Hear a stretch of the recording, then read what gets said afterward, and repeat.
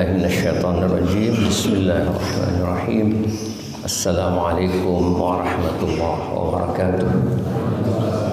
Bismillah, assalatu wassalamu ala sayyidina Rasulillah wa ala alihi wa sahbihi ala man ittaba'al huda, amma ba'd. Usikum wa nafsi bi taqwallah faqad fazal muttaqun.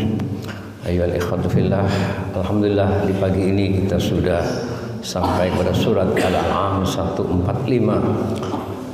Tadi ayat-ayatnya telah kita baca bersama. Ini menarik, ayat-ayat ini sebetulnya dalam kajian ulumul Quran, itu pengantar ke tafsir Al-Quran, disebut ayat-ayat muhkamat. Artinya ayat-ayat yang berisi tentang hukum-hukum syariat. Tadi sudah dibacakan ayat pertama itu, Qul la ajidu ma uhiya ilayya muharraman ala ta'imin yat'amuhu illa ayyakuna maitatan aw daman masuhan aw lahma khinzirin ila akhirih. Jadi ayat ini mempertegas bahwasanya di dalam syariat Islam itu ada batasan-batasan terhadap makanan-makanan yang berasal dari binatang yang tidak boleh dikonsumsi, seperti binatang yang disebut dengan maitah. Maitah itu yang sudah menjadi bangkai.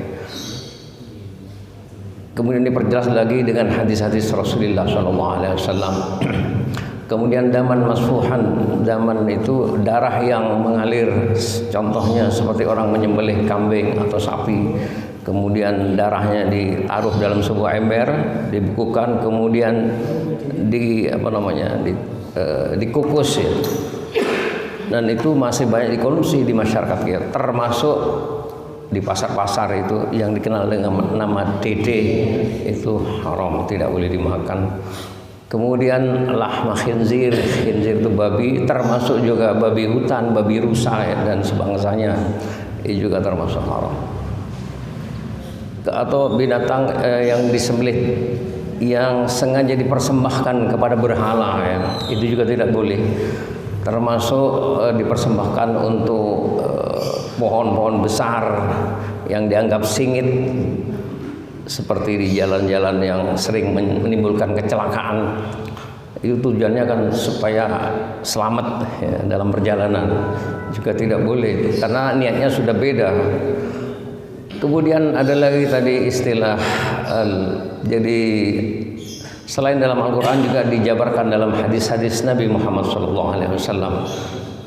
Jadi kandungan tafsir dari surat Al-An'am 145 itu diperjelas lagi dengan surat Al-Baqarah ya, ayat 3, termasuk binatang-binatang yang tercekik ya, al-munkhaniqatu tercekik. Misalnya ayam dicekik itu tidak boleh, karena tujuan menyembelih itu harus mengalirkan darah ya. Pertama saluran makanan, majrat ta'am wal hawa, itu saluran makanan disebut dengan kerongkongan, dan hulkum itu tenggorok ya. Mari itu tenggorok, kemudian hulkum itu kerongkongan, dan ada lagi wadajain, dua urat kanan kiri itu yang dikenal dengan istilah vena jugularis, itu harus terpotong. Kita saksikan juga seperti di RRT ya. RRT itu negara komunis, itu sapi itu kan halal ya, tetapi kalau teknik menyembelihnya tidak islami, tidak boleh dikonsumsi. Termasuk itu dikeprok Pak. Sapi itu dikeprok, dia semaput langsung, kemudian dokter hewannya datang menyembelih. Ini jelas termasuk haram. Pertama, yang menyembelih bukan seorang muslim, teknik menyembelihnya juga tidak benar. Terus di Cina itu ada namanya duck packing. Itik packing itu makanan yang istimewa, nomor 1 di Beijing atau Peking. Kita sempat bincang-bincang dengan seorang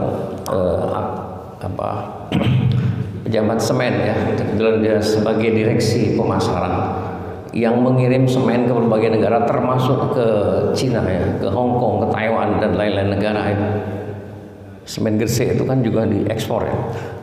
Waktu dia diundang ke Peking gitu, ke Beijing oleh direktur perusahaan, itu dikasih sajian duck packing, Pak. Dia katakan ini emang duck itu kan IT itu halal, tapi bagaimana teknik penyembelihannya? Apalagi dia seorang yang di Cina kan dikenal ateis ya, la dini ya. Tidak dia makan. Terus akhirnya itu wajannya diganti yang baru, plus minyaknya diganti yang baru, dengan harapan bisa mau makan. Dia tetap gak mau makan, karena tadi dia khawatir ini jelas bukan makanan halal. Kalau yang menyembelih bukan seorang muslim, apalagi teknik penyembelihannya tidak islami, jelas termasuk pantangan untuk memakannya. Dia apa yang dia makan itu berupa abon yang dibawa dari Indonesia. Abon, dia sangu abon dan telur itik itu. Nah seperti itu. Kemudian tadi ada binatang yang maqudatuh yang mutaroddia ya, mutaroddia yang jatuh dari tempat yang tinggi, misalnya bukit, jatuh kemudian mati, tidak boleh makan. Termasuk binatang yang terpukul ya, binatang yang dipentung itu juga tidak boleh dimakan. Kemudian ada lagi binatang yang ditabrak, ini sering terjadi di tengah masyarakat. Ada satu kisah dulu dari Mang Udel. Mang Udel ini seorang tokoh sandiwara ya, yang dikenal dengan losmen. Mungkin bapak ibu-ibu di awal TVRI dulu muncul nama Mang Udel ya. Mang Udel itu suatu saat dia kan seorang pemandu wisata, bawa rombongan itu dari namanya Van Ginkel Group dari Belanda, rombongan selawan. Ternyata bis yang dikendarai itu menabrak sapi, Pak.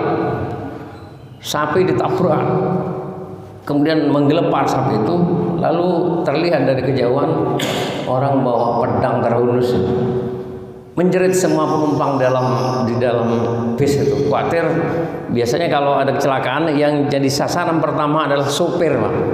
Sopir ini. Jadi akhirnya berteriak orang dalam. Tapi apa yang terjadi? Begitu melihat itu sapi menggelepar, langsung itu pedangnya diarahkan ke leher, disembelih, Pak. Jadi ini boleh, termasuk halal ya. Akhirnya mereka bersorak-sorak gembira itu. Nah ini satu peristiwa hukum pernah terjadi di tengah masyarakat. Jadi contohnya seperti ini terjadi ya. Kemudian dalam Al-Quran itu ada makanan-makanan yang dihalalkan dan diharamkan. Permasalahannya bagaimana kita mentaati perintah dan larangan itu. Apa kaitannya dengan makanan haram dan minuman yang haram? Itu terkait dengan doa. Menyebabkan doa seorang tidak terangkat ke langit, tidak diijabah oleh Allah Subhanahu wa taala. Sampai-sampai Rasulullah menggambarkan begini, Nabi menggambarkan rajulun at'atha al-barah yamuddu yadayhi fis sama. Rajul as'ad al-Qur'an wa qala ya rabbi wa mat'amuhu haramun wa mashrabuhu haramun wa ghudhiya bil haram fa anna yustajabu lidzalik. Seseorang yang menengadahkan tangannya ke arah langit, dia berdoa ya Allah ya Allah ya Rabbi, dia memanjatkan segala macam doa. Bagaimana doanya akan terangkat ke langit kalau dia makanannya dari barang yang haram, minumannya barang yang haram, ditambah lagi dengan rambut kusut ya. Rambut kusut itu jelas Allah tidak menerima doanya, menjadi tertolak. Jadi penting makanan haram, makanan dan minuman harus halal. Makanya dalam Islam dianjurkan mencari rezeki yang halalan thayyiban mubarakan. Kemudian ada istilah mikroba dan mabatul jarathim. Mikroba itu termasuk jadi darah, terkait dengan darah tadi ya. Darah itu tempat berkembang biaknya mikroba, dan mabatul jarathim itu tempat berkembangnya menjadi tunas-tunas mikroorganisme yang dalam istilah biologi dengan kehidupan jasad renik. Kehidupan jasad ini seperti virus, bakteri, itu tidak bisa dilihat dengan mata biasa, tetapi hanya bisa dilihat dengan mikroskop elektron yang mempunyai daya pembesar sampai dengan 15.000 kali baru bisa terlihat. Jadi Islam ini mengatur ya mengenai makanan minuman yang halal, yang thayyib, yang membawa keberkahan dalam hidup. Sebab kalau makanan-makanan begini biasanya panas secara tinjauan spiritual, itu panas dalam perut dan menyebabkan penyakit dan macam-macam ya. Seperti itulah gambarnya. Sebetulnya banyak sekali. Terus ada lagi abtihal wal kabid, itu limpa dan hati, itu sebenarnya masuk ke darah tapi sudah membeku boleh. Kemudian ada lagi ada samak, haut itu binatang laut ya, termasuk samak-samak ikan laut. Kemudian jarot itu ini apa namanya, belalang. Belalang ini banyak dikonsumsi, boleh. Kalau di Jazirah Arabia itu belalangnya besar-besar Pak. Di masyarakat Jawa ini, terutama daerah Gunung Kidul, itu memang ada belalang yang hidup di pohon-pohon jati itu. Mereka jaring kemudian dibakar ya, seperti sate itu. Sate belalang itu halal untuk dikonsumsi ya. Jadi ini binatang-binatang yang dianjurkan untuk dikonsumsi dalam Islam, termaktub dalam Quran dan hadis-hadis Nabi Muhammad SAW. Ada lagi makanan-makanan ekstrim itu. Makanan-makanan ekstrim ini seperti nanti ada uraian itu, mungkin kita sambung minggu berikutnya. Semoga Allah mengampuni dosa-dosa kita, dosa-dosa orang tua kita, baik yang masih hidup maupun yang sudah wafat. Semoga Allah memberi keberkahan kepada kita, diberi keberkahan dalam hal umur, rizki dan waktu. Qul ma tasma'un hadanallahu wa iyyakum. Assalamualaikum warahmatullahi wabarakatuh.